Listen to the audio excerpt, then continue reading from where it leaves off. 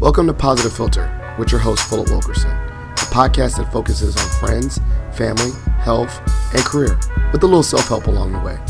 Please join me in this journey for self-improvement, and I hope what I have to share will make you a better person, thus making the world a better place. I hope you enjoy the show. I hope you enjoy the show.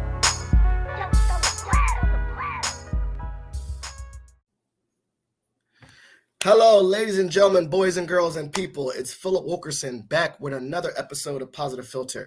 I'm joined by a special guest. Well, everyone's a special guest, but this one, I have a new record. I don't think I've ever been introduced to someone and said, yes, we're going to get it done, and we really connected, and literally life gone by. So I was connected with this wonderful guest by a colleague of mine at George Mason, Professor Christina Winks, about 3 years ago. Maybe more, because I think we're in 2023, I believe. Back in 2009, she said, this is a phenomenal CEO, a leader in education, a leader in just science and STEM. You need to connect with her and have her on the podcast.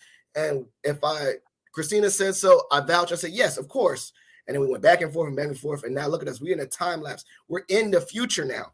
So now I am joined by CEO and founder of Higher Orbits Foundation, Michelle Lucas. But before I just get an introduction, Michelle, tell the listeners a little bit about yourself. Well, let me start with, I am so excited to be here, and it is so bizarre in many ways. It feels like a time warp over the last couple of years, and I'm thrilled to be here. I'm thrilled to have this conversation. I love your energy and all the positivity, because our world certainly needs a whole lot more of that. So keep doing what you're doing. My name is Michelle Lucas. I like to say, one of the original space geeks in the grand scheme of things. I fell in love with space when I was a little girl, and I've had some amazing adventures in my career along the way. And it has led me to the point I am now, where I am the founder and CEO of Higher Orbits, a nonprofit that uses spaceflight to get kids more interested in science, technology, engineering, and math, while building leadership, teamwork, and communication skills. So if it has to do with space, stars, science, I'm here for it. And not that I'm trying to make every kid a rocket scientist. Don't get me wrong. It's awesome if they want to be. But I think space is such a great way to inspire others. And I'm always thrilled to share the message.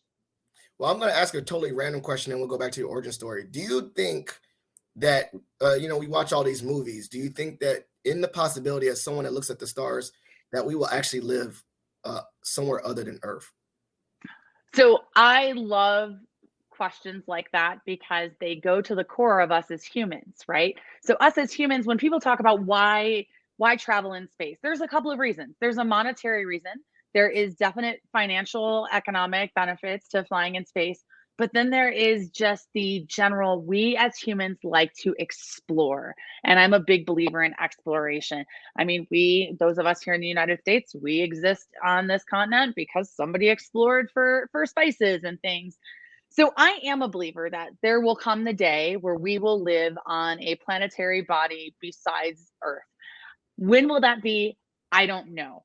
But I do believe that at the core of human, what's the word I'm looking for here? Just the core of humanity is the desire to explore. And with that, Earth, leaving Earth becomes a piece of that. And so, yes, I absolutely believe someday in the future, we will live on a planet besides Earth. Yeah, and I think about that because how it's such a large genre, right? Sci-fi and science fiction, and keyword science, but also fiction, of Star Trek and a whole wave and all that planetary exploration. But then also at the same time, when you watch these things, how much moving forward, when we look at fiction, we read literature about what was going to happen in 2000, whatever, I don't know, 2001, I don't know, the Orson Welles, whatever. A lot of that has not come true yet. And how far or how close are we to that actual actualization of our fiction, right? Like, we write about things that we'd like to come true in the future, but like we're actually in 2023. We're in the 2000s. We're in this new millennium, but we're not living on, we're not like the Jetsons yet. We don't have floating cars. And so my next question is, how much, when you try to promote space or exploration of this, do you get negative kickback? Like, it's a waste of money. We should have, funding NASA or funding STEM is a waste of money because we are not, here yet. So I want to take this in a slightly different Yeah. direction, than I promise I'll answer your question. Of, you 100%. mentioned science fiction, and you're right. We don't have floating cars yet, and we aren't living on another planet yet. But Charlie Bolden, former NASA administrator, retired Marine, naval aviator, Marine, uh, multi-time astronaut, he used the phrase turning science fiction into science fact as we started to do more and more Mhm. amazing things in space. We've been doing a lot of amazing things in space, and things like flying back boosters, whether it's SpaceX or Blue Origin, that's science fiction becoming science fact. And it's a longer process than some of us would like. Don't get me wrong. I'd love a Jetsons car and I want to Mhm. teleport. I keep asking people, where's my teleporter? Life will be so much easier when that happens. I just think that it really is rocket science. And some people hate when people say that. They're like, that makes it sound trite. But it is more difficult than I think the average person realizes to create and do these sort of things. Mhm. Now, you look at shows like Star Trek, especially, and some of those things are coming to be maybe Mhm. slightly different than you expected. But look at like the holodecks and how they Mhm. had the voice communicators. Mhm. Extrapolate that to our phones and FaceTime and things like that. Mhm. Astronaut Wendy Lawrence talks about how when she was a little girl, her dad was an admiral and he flew actually with Alan Shepard at one point, not in space, but here on Earth. And she talks about how she didn't have role models who looked like her. At that time, they were all white male test Mhm. pilots. There were no women, but she had Star Trek and she could see diversity in the crew of Star Trek. And so to me, that is also an element of science fiction becoming science fact, because we have a lot of women who have now flown in space, are part of the astronaut corps. It's an iterative thing, right? Things evolve. And so I think science fiction is becoming science fact. I think it's just a little slower than most of us would like. And so that maybe goes to the next question of, do I get a lot of this is a waste of money? Mhm. Sometimes yes, and it depends. There's this weird spot that we're in right now, and I say weird in a wonderful way, where we are actually starting to talk about humans that have not been career astronauts being able to fly in space. Now, the term democratization of space is tossed around out there. I don't think that's quite where we're at yet, right? You have to have a whole lot of money to fly into space right now. Mhm. Mhm. Not the I can't afford a ticket. I would like to go, can't afford one. But that's how air travel started too. Only the really bougie Mhm. traveled on Right. airplanes to start with. And Yep. now it's I go into a classroom of students and almost every kid, even in the more challenged socioeconomic areas, most of the kids have been on an airplane. And that is, that is an Mhm. evolution. Mhm. So there are some people who say, why do we do this? I can give you the dollars and cents of for spin-offs in space. For every dollar we spend on the space program, we get $10 back. That works for some people to make them happy. It doesn't make other people happy. I can talk about the need to explore, and can you really put a price tag on that? But what I actually like to go back to, and it does harken back to the fact that we have a need for science, technology, engineering, Mhm. and math students, is not a single dollar has ever been spent in space. It's all spent here on planet Earth. And a lot of the jobs, actually, the vast majority of the jobs within the space industry, are high quality jobs in STEM with benefits and good paychecks. And so you're not just investing in the rocket, you're investing in humans and STEM Mhm. by virtue of flying in space. I love that answer. Actually, I was like, man, you totally. That's why you're a CEO and founder, because I was like thinking about you hit so many things that rock with me: diversity and representation. Like, wow, I think about that too, like how science fiction has given. There's also a full thing about Afrofuturism and like how like science fiction can give minority groups a vision of what they can possibly do in a science realm, and they can be the scientists, they can have the Wakanda and all the rockets and all that stuff. And so I really rock with that. I really vibe with that, especially and for women and minorities as well. But also I like what you said about the commercialization. Like at first it is for the elite, but eventually over time it becomes more for all, and eventually we all can fly outside the atmosphere and feel weightless for 2 seconds, right? Like right now, only Virgin people, the Virgin Mobile, they can do, or whatever, the elite can do it, but eventually that might be something that would be more accessible to everyone. So I am going to now jump all the way back. I am going to go back to your origin story about All good, my friend. your love of science, your love. Tell us, when did you start saying, wow, that this was a lane for you, that, as a kid, that you loved looking at the stars and space and all that? So I'm a little bit of a unicorn in more ways than I can probably possibly extrapolate in an hour that we have together. But one of those is that some people assume that I had some background where my family was in science or things like that. And it couldn't be farther from the truth. I come from the south side of Chicago, amazing mother, great supporter and cheerleader.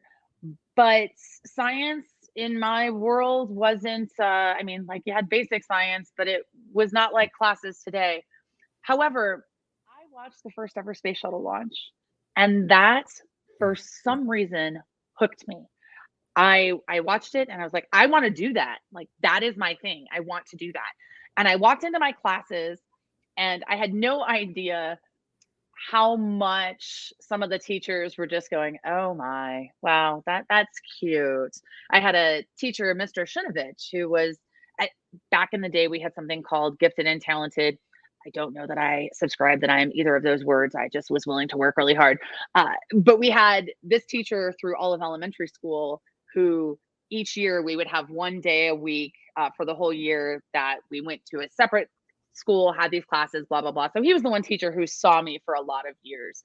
Now, as I'm graduating from high school, he tells the story. He's like, yeah, I'll never forget little Michelle walking into my classroom in second grade saying, I'm going to work at NASA. I'm going to be an astronaut.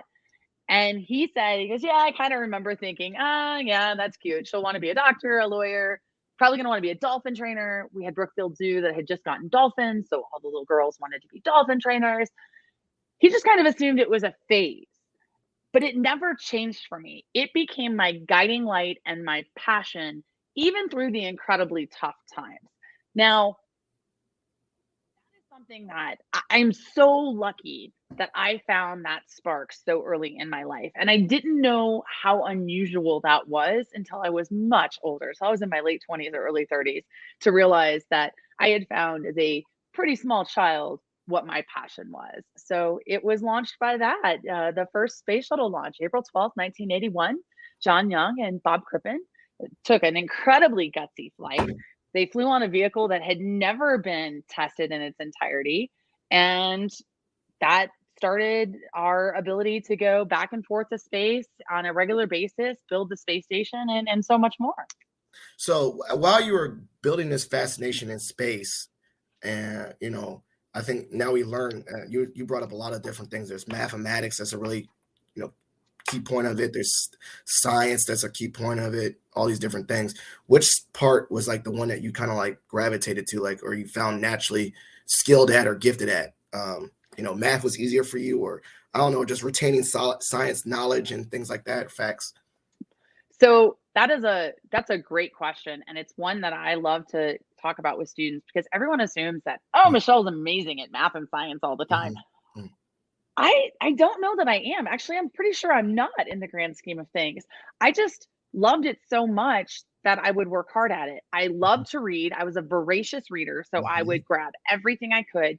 My mother was so amazing that we would go to bookstores to try and find the discount clearance books that had to do with space so I could learn about it, because I had read everything our library had.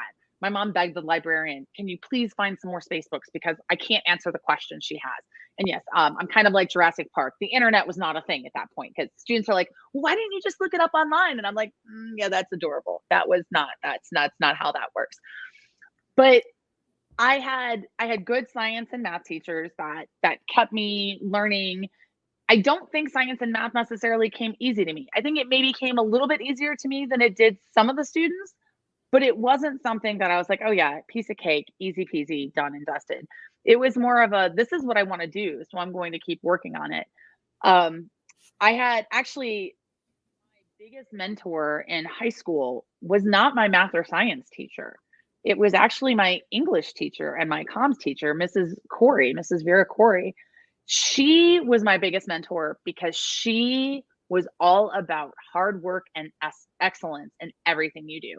In fact, it was a lot of students she was not everyone's favorite teacher because she was incredibly demanding, but that was why she was my favorite teacher, because no matter what I did, she had the attitude of do it to the best of your ability and work your butt off. And I did. And that was why I was able to stay on that path. Now, interestingly, when I went to college, I learned the hard way that I didn't have good study habits because it had come a little easier for me than the average bear. And so I got to college and I'm like, whoa, wait, okay, differential equations is really scary and I need to figure this out. But I think it's important for students to understand that it's okay if it doesn't come easy. You just have to be willing to put in the work. You have to be willing to keep pushing. And when you find what you love, figure out what's the path, right? And I will tell you that for me, doing like really hardcore engineering math is not my world. Operations, being able to help figure out how things should work as opposed to deriving the equations about the rocket. Operations is my world, not deriving the equations. So finding that niche of what fits your skill set and your passions is really important. Well, I saw that. I mean, obviously you're a CEO and founder, and I think one of the things that came to my mind was that maybe even the interdisciplinary part of science, or the interdisciplinary. I'm studying my PhD in communication, right? I might not know, X, Y, and Z in formulas, but building teams, like maybe I'd be the PR person or something like that. So can you speak to, especially between, in your organization right now, what are some of the other skills that you think would be successful to be a good scientist or just an organizer of science, as a leader? Well, Philip, I love that you brought up communication because it is something that I am a huge advocate about. Now, you can have the greatest ideas on or off the planet. If you can't communicate them, it really doesn't matter in the grand scheme of things. You have to be able to communicate. And that's one of the things that I hope we can address with Higher Orbits and our Go for Launch program. And we work very hard to. Sometimes the students don't love me at first because they walk into one of our programs and I'm immediately making them speak in front of the whole room. And they're like, what? Wait, I don't want to do that. I'm like, no, this is a piece of that puzzle. I think the beauty of the space industry is that if you have a passion for it, doesn't matter what your skill set is, there is a job for you. We need communicators. We need artists. We need event planners. And of course, obviously, we need scientists and engineers and mathematicians and technologists, but it doesn't always have to be in the purest form of those words that people think of it. And that's one of my missions, is to help students understand that, hey, it's okay if you don't want to derive equations. That doesn't have to be what your world is. There's all these other opportunities, opening that aperture and helping them understand that there is a place for them. Now, I will say it does help to be able to look at something that is technical or scientific and be able to understand it and synthesize it. That doesn't mean you have to understand the very intricacies. Let me be very clear. My students with our program fly experiments to the International Space Station. When I have people ask me very detailed questions about the science, my answer is, I got no idea. Talk to the kids. They're the smart ones. They understand this. I can't even pronounce half the words in their scientific experiments, but I can give you the big picture. And so I think that, like a lot of other things in life, you need the incredible down in the details experts, the subject matter experts, but then you also need to be able to step back and explain that to everyone. I tell people, you really understand it if you can explain it to a 5-year-old and an 85-year-old, because then you really know your stuff. So communication is at the core of really everything we do, and not just in space, and everything else. And I think for a long time that got lost. And so I'm thrilled to hear you are doing your PhD in communication. And I'd love to, so you tell me, what do you see as big communication fails in the world, and especially in the world of science?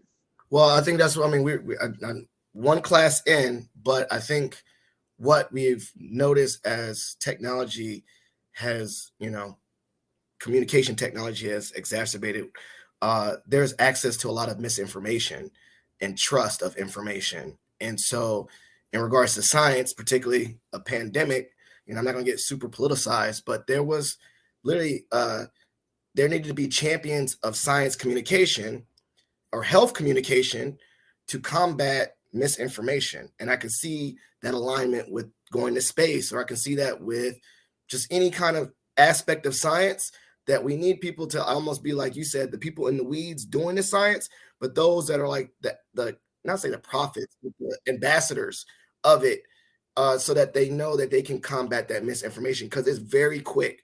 Like, misinformation in regards to science is now instant. Like, if I say, hey, I drink bleach and I was cured, like, what?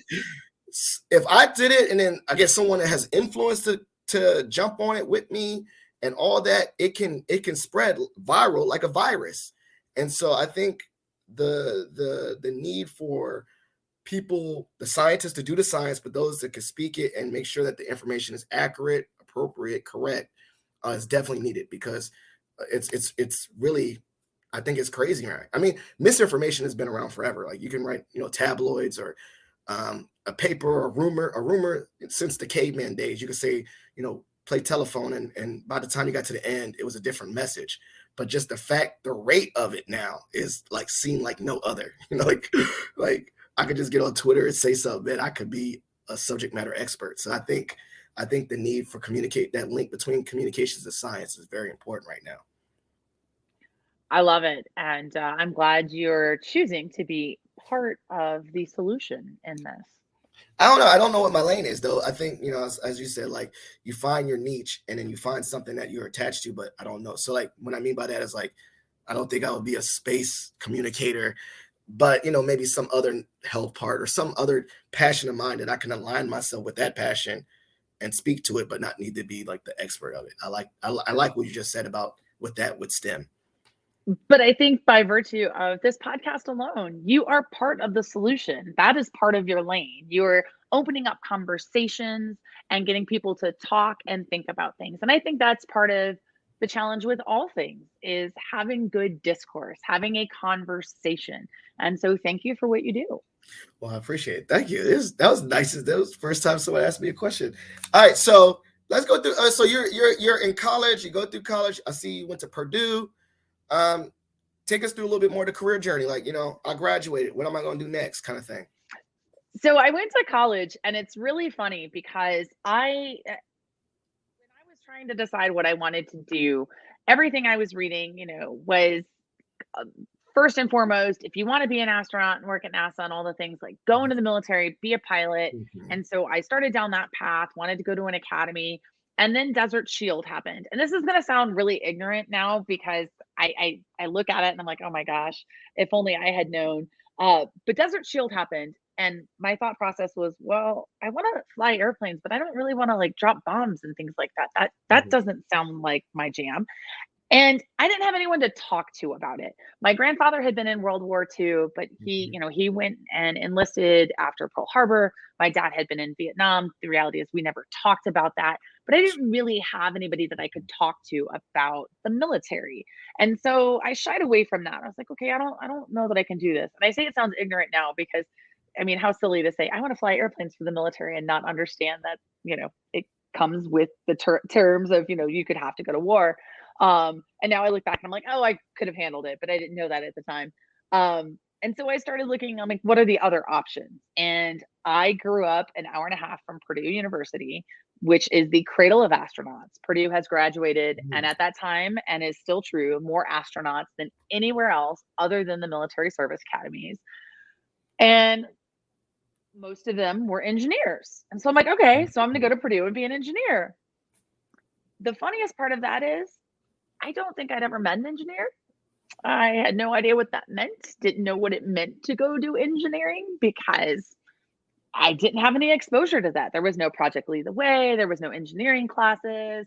I had amazing teachers at my high school, but we weren't an advanced school. And we didn't have any, I don't want to say any, we had nearly none of what students have access to today in a lot of places.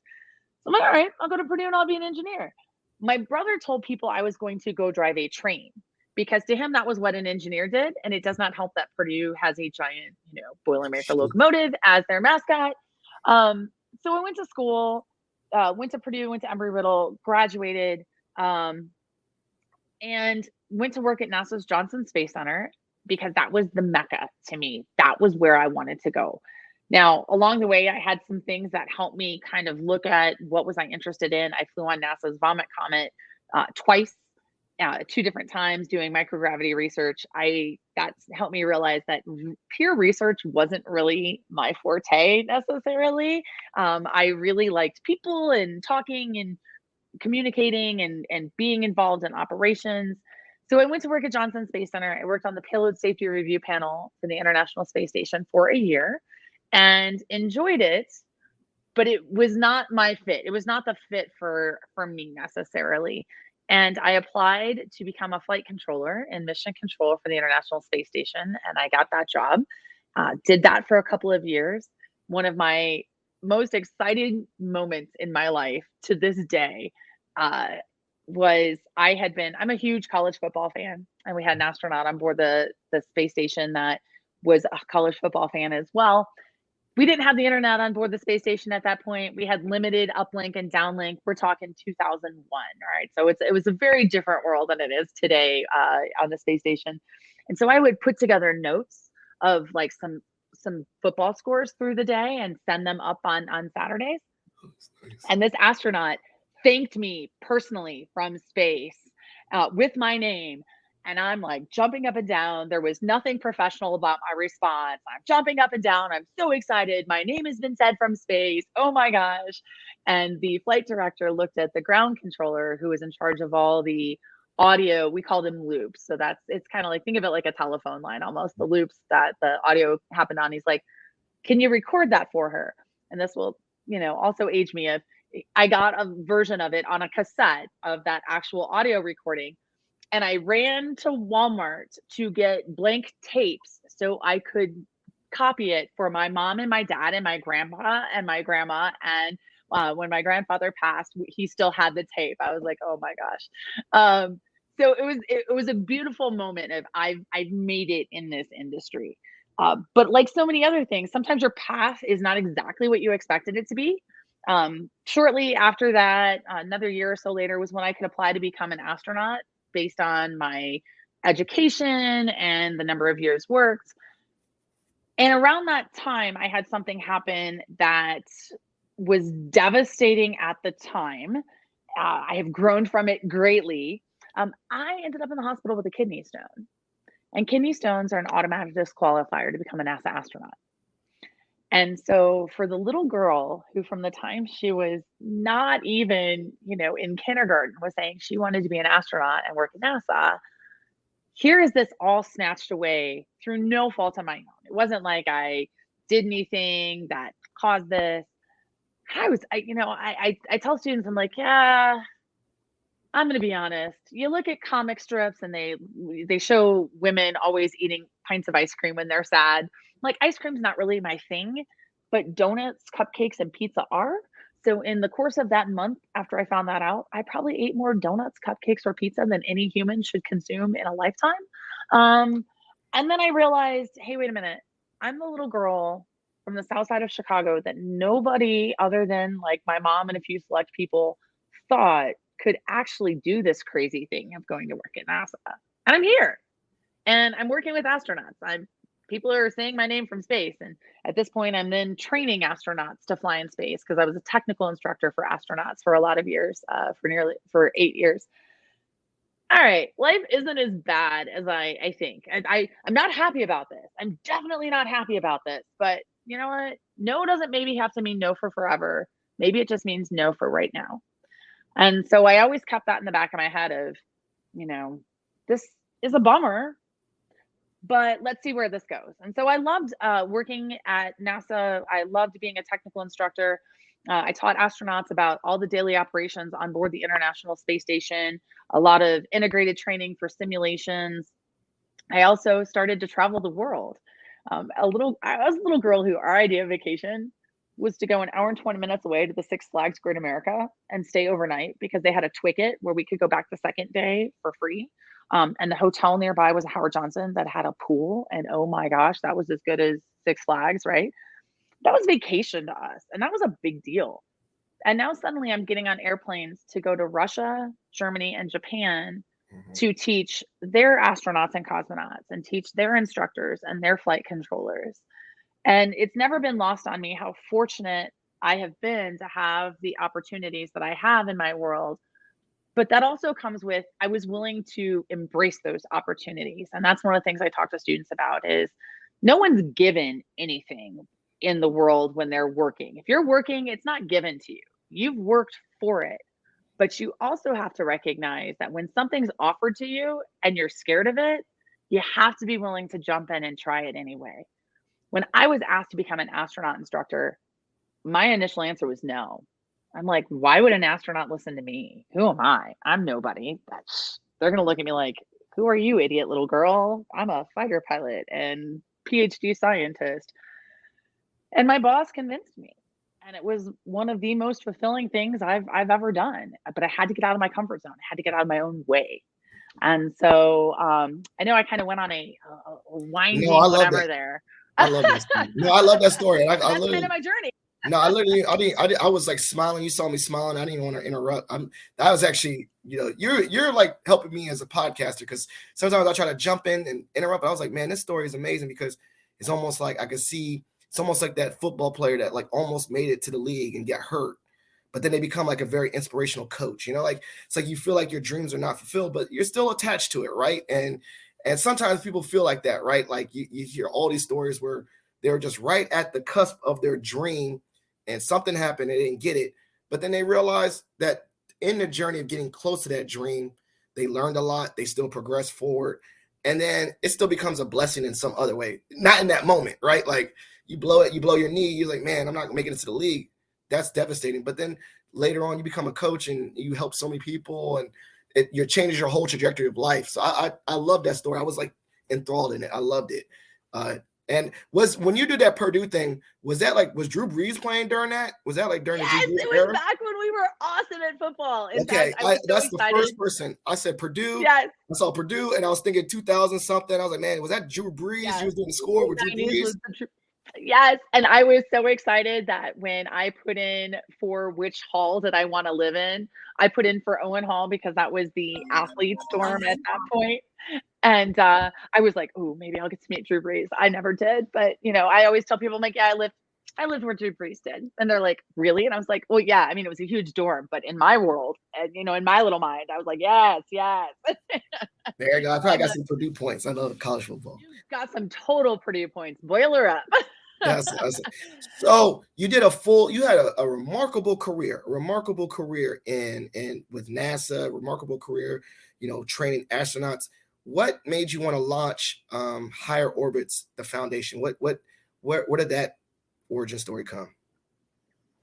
It's this intersection of a lot of different things that were happening in the moment and that had happened to me as a kid. As a child, I was in love with space. People didn't know what to do with me because we're in Chicagoland where nobody's talking about space. And I was incredibly bullied. I was the dork. I was the geek. I am happy to call myself those things today, but as a kid, that just hurt. And the amount of, I mean, I got to the point where I would beg my mom not to make me go to school because the kids were just so mean to me because I was different. Like I didn't fit in. When I was in elementary school, there was a show Double Dare that Yes. kind of has been rebooted and all the things, but the big grand prize was winning a trip to space camp. I'll never forget. Like I saw that, I was like, "Oh my gosh!" And I run into my mom, and I'm like, "Mom, mom, mom! There's this thing called space camp. Oh my gosh!" And I can just picture like how bouncy I was at the time because I'm still bouncy, right? Um, and my mom, who is my biggest cheerleader on or off the planet, looks at me, and I could tell her heart was broken because she said, and I'm paraphrasing, honey, it sounds amazing. It sounds perfect for you. I'm pretty sure it's more than $5. I don't know how in the world we would afford to get you there. And so I wrote to Space Camp and I always joke, I'm like, yeah, pencil, paper. And then of course I get well, why didn't you just send an email? I'm like, okay, can we discuss again? Jurassic Park girl here, right? We didn't have that at that time. And I wrote to Space Camp and said, hey, I don't I can't afford to go, but it looks amazing. Would you send me a brochure? Because at the end of Double Dare, they always said, write to us for more information. And they not only sent me a brochure, they sent me a scholarship application. And I filled out the scholarship application and I got to go to space camp because of the generosity of some humans who'd never met me and funded scholarships. And I went to space camp not once, but 3 times on scholarship. They had 3 different programs at the time, and I went to each level. So I went in elementary school, middle school, and high school. And it really changed my world. Elementary school was fun. It was a blast. I had so much fun. I have Polaroid pictures of it, which is just hilarious to me in and of itself. But when I went in middle school was when it had the biggest impact. My middle school years were really bad. And I tell students this story. When you talk about, the football player who blows out their knee and whatnot, I didn't used to tell my story. And then astronaut Don Thomas was hanging out at one of our events, and my mom had come, and my mom started talking to me about life. And Don looks at me and says, Michelle, you need to tell kids this story. Like, they need to understand that what they see now is not who you were when you were their age. And so it's difficult. It was difficult for me at first to tell the whole origin story, but leaned in, and it's been very powerful for me to be able to share that with students. But middle school was bad. I mean, it got to the point where the principal says to my mom, hey, Michelle's going to have to repeat 7th grade. And my mom's like, I'm sorry, what? And he's like, well, you can only miss 10 days a semester. And she missed 12 days this semester. She's going to have to repeat. And mom's like, hold on a second. She has straight A's. What are you talking about? I'm like, state, blah, blah, blah. My mom is 5 foot nothing, 90 pounds, dripping wet. And to me, I remember like the principal being this big, tall, human. And my mom went toe to toe and was like, you can't protect my daughter from being bullied. She doesn't want to come to school. She's not going to class. Like, she's not going to repeat. But that's how bad it was for me at that point in time. So I started to really doubt myself. Like, maybe I don't want to be the science geek. Not that I consider myself to be that smart, but maybe I don't want to be smart. Maybe I just want to kind of be like everybody else. And I went to space camp, and I realized that perhaps the people in my hometown at that time were just not my people. And these people at space camp who were excited about space, but bigger than that, just science and math and all of these things, that they wanted to do these things. Maybe those were my people. So I call it finding my tribe. And that was so powerful. It was more powerful than any facts or data they could have given me. It gave me community. It gave me an ability to be okay with who I was. And I tell kids all the time, it doesn't mean it didn't still suck going back home and dealing with the bullies, but I knew I had this other group of humans out there. And so for all of those reasons, I wanted to create that for students. I wanted to create an opportunity where I could bring space inspired events to the, I say, backyards of students all across the country. I didn't want them to have to travel to a specific location. I wanted to be able to have a program in a box where I could bring it to, pick your community, Fargo, Midland, Leominster, Lakeland. And I wanted them to be able to realize it was okay to be who they are. And so we do that through STEM. Go for Launch uses Spaceflight to get kids interested in STEM. And we have some very specific goals of the program, obviously trying to do STEM, teamwork, leadership, and communication. But the other piece of it is the piece that isn't in our mission statement. But everybody who knows me knows it's deep in my heart. It's providing them that safe space, providing them that community, it's providing them that tribe. And so those are all the reasons that I decided, you know what? If I want this to exist for kids, I need to create it. I need to do this. And it was at a time that I was married at the time, and we were looking to move. And so it was kind of a natural, okay, wow, I've never started anything before like this. Like, let me just leap. And my mom at the time was like, wait, hold on. You have this amazing job. You love it. You're going to leave it to start something that is not only not designed to make money, but has no money to start with. And I'm like, yeah, but when you put it that way, like, that doesn't sound like like, let's reframe all of that. But I did. I took the leap, and it was the scariest leap I've ever taken, but it's also the most incredibly fulfilling leap I've ever taken. I love that. I mean, your stories. You're a great storyteller. I think I saw that you did a TEDx. I gotta check that out later. But you're a wonderful storyteller. The funny thing is, was that the space camp in Alabama? Yep, it sure was. I went to the adjacent one, the aviation camp, randomly. Yeah, Aviation Challenge. Yeah, I went to that because my dad was military and we lived in Fort Rucker, and I got to go to that camp. Had no desire to be that, but it was cool to go to camp. But I think one of the things that really resonate with me is that, certain, I think, now with similar, we talked about technology, is like you can find your tribe. Like if you're bullied or something, I can connect with one of my friends out in the West Coast. We're chat buddies. We Zoom buddies, and you can probably, it's, I think, easier to lower that isolation field because of the community. But it's still lonely. Like every day you go to a school, a brick and mortar school, and don't feel. So that there is definitely a benefit to in person or building people around you, because while you can replicate that things in relationships, I mean, if you go to a room where you feel like you belong very often, it makes a world of difference. Absolutely. And it's, to not to get too far from off of STEM and space and into bullying, but it's interesting because it's a double-edged sword. When I was a kid and I was bullied, I got to go home. And even though my mom was 5 foot, 90 pounds, uh, people were afraid of her. Like they were not going to call my house or show up at my house and continue to be mean to me. So I could go home and I could hide effectively. Kids today, it's harder to hide because they have social media and they have the phones and they have all the things. And so I think it's incredibly important that we find ways to provide safe spaces for students in a whole realm of things, whether it's STEM or it's sports or I think it's really important because the only way we can help kids be their best version of themselves is for them to feel okay even just being themselves.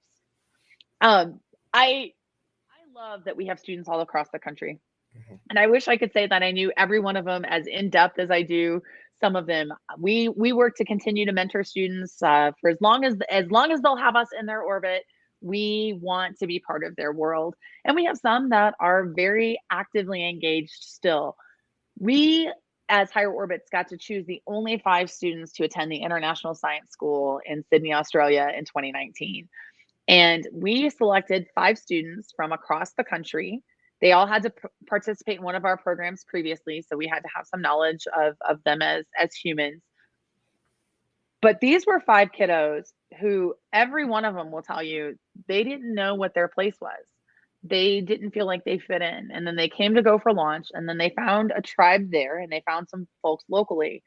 And then when I got to bring the 5 of them, and they came from North Carolina, Illinois, Arizona, Colorado, and Virginia, when I got to bring the 5 of them together to go to Australia, it created this beautiful friendship amongst them that 2 of them are here at college in Colorado, and while not roommates, hang out all the time. Another 2 of them went to Embry-Riddle in Florida, became roommates, and all 5 of them keep in touch. And so also being able to open up that world of not saying people have to leave their hometowns, but understanding that there are other people out there, and it's okay that, now you have a person that's a buddy on this coast, and now you have a person that's a buddy on that coast, and the power of connection is it's really powerful. 100%. It definitely just shows that it lowers isolation. The innate, you said the innate ability, people want to explore, but I think, humanistic, the very core, people want to feel like they belong, period. And so when you find that belonging, it does expedite or it exacerbates your well-being, right? Like it's easier to feel well when you don't feel alone, it's easier to not feel well when you do feel alone, right? You see the power of connection. The concept of tribalism, of being in tribes, is as long as there has been humanity. And so it is a question of finding your tribe, and you might have more than one tribe, right? We are not one-dimensional people. It is a beautiful thing when you can have multiple tribes, and it's always fun to me to see where the intersections are sometimes that surprise people. All right, so I lied. The next part of this show is called Shot for Shot, where you get to ask me any random question. I get to ask you any random question. You want to go first? I go first. Oh, all right. I'll go first.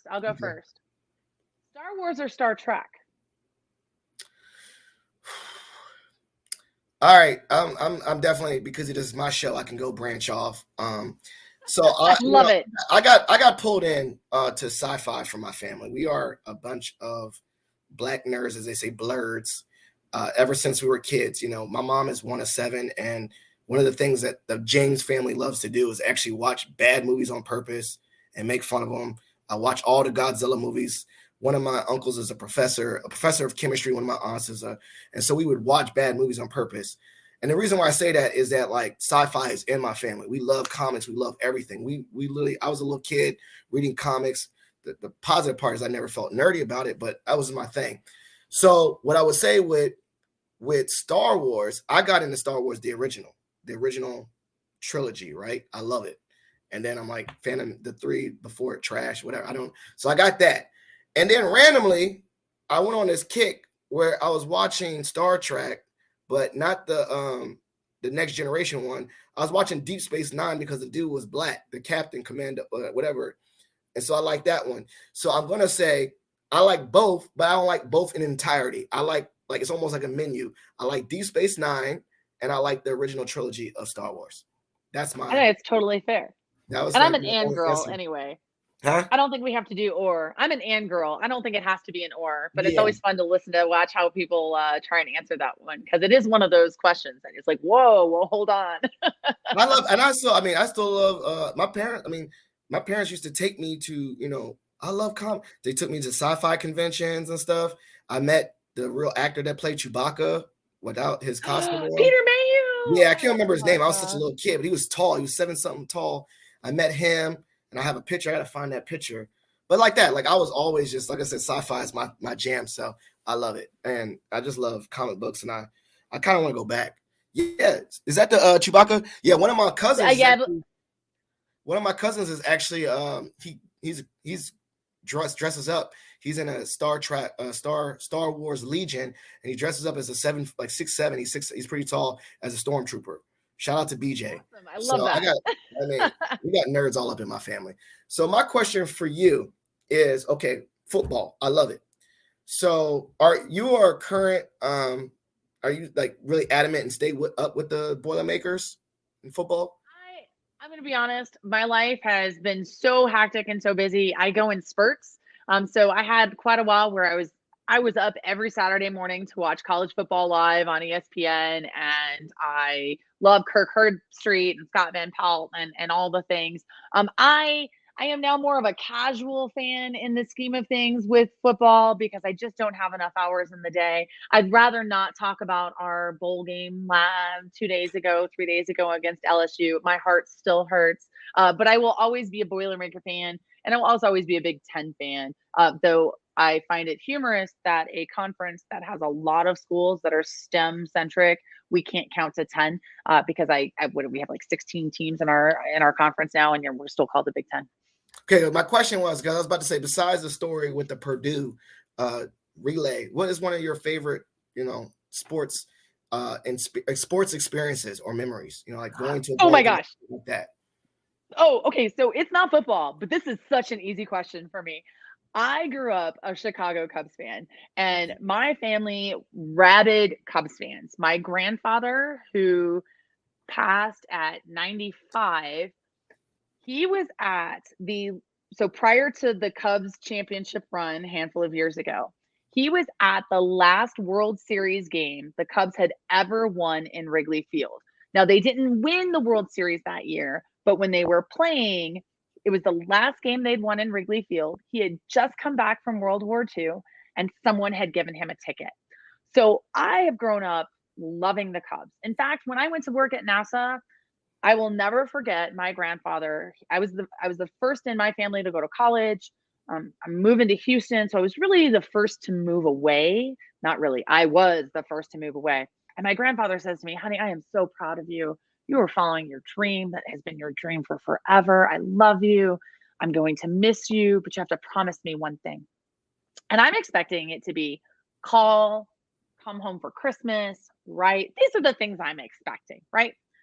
Yeah, no, that was not the thing I had to promise.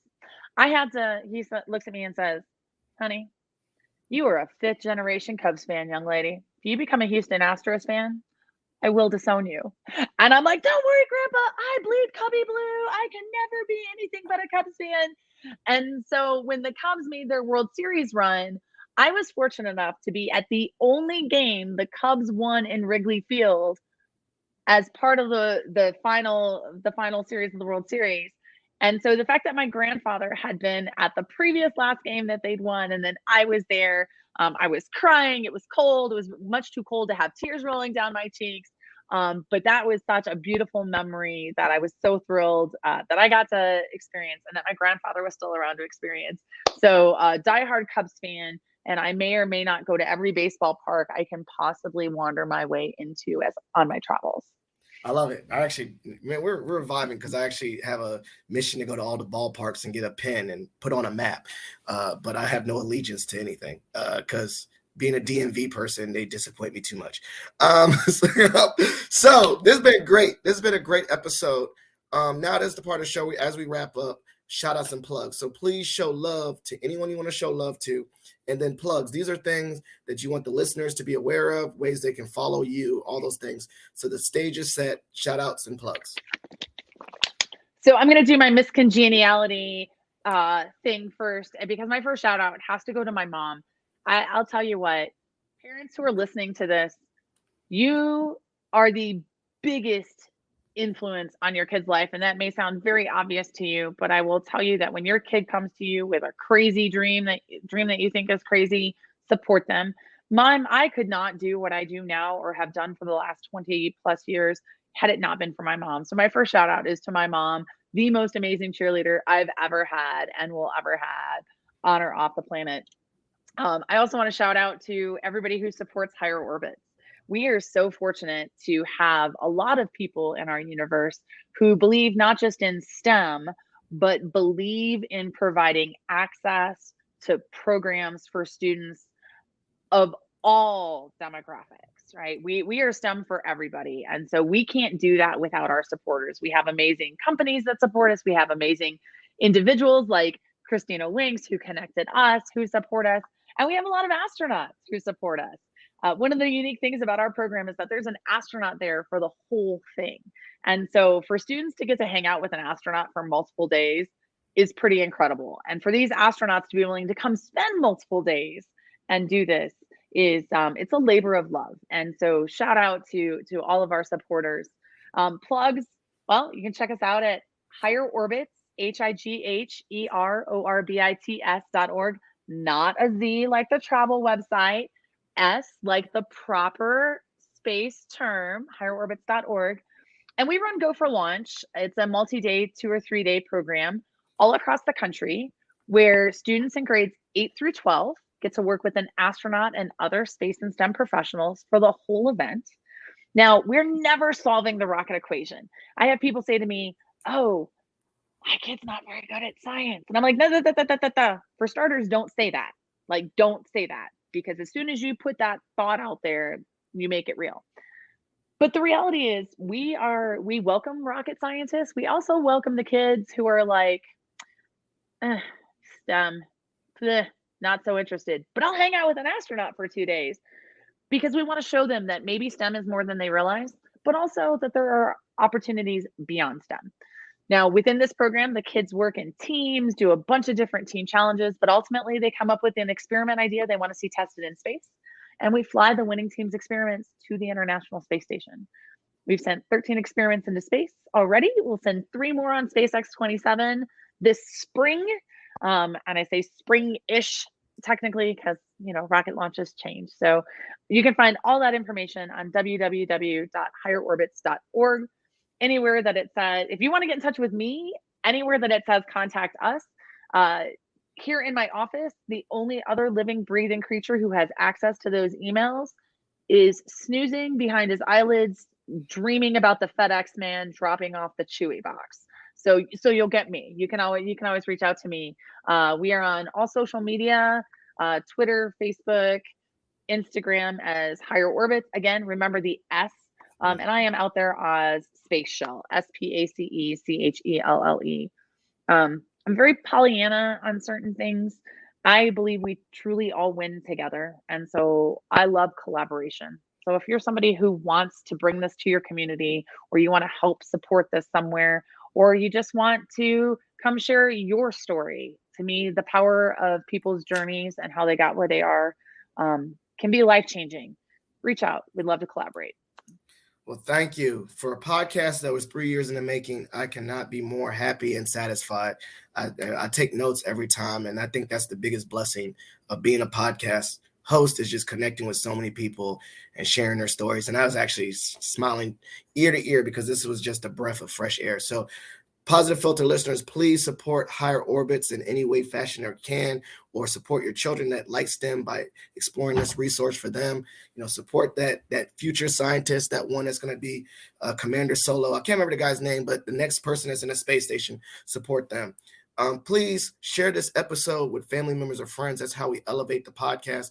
Leave a review on Apple or Spotify. That also helps elevate the podcast. As you know, every episode is dedicated in memory to my father-in-law, Jeff Kirsch. So as you can see in the show notes, the Jeff Kirsch Anti-Hunger Fund, please consider donating to that great cause to honor my father-in-law. I told him every episode from here on out is in his memory. And then if you have a question for the podcast, it's 703 3565. Okay, that's it. That's the podcast hotline. I think I got nervous right now, but that'll be also in the show notes, so you can leave a voicemail for the podcast as well. But thank you so much for listening. This has been a great episode, and we're out. Thank you for listening to Positive Filter, a podcast that focuses on family, friends, career, with a little self-help along the way. If you enjoyed this podcast, please share it with your family and friends, and like the Facebook page, Spreading Positivity of Movement. Thanks for listening.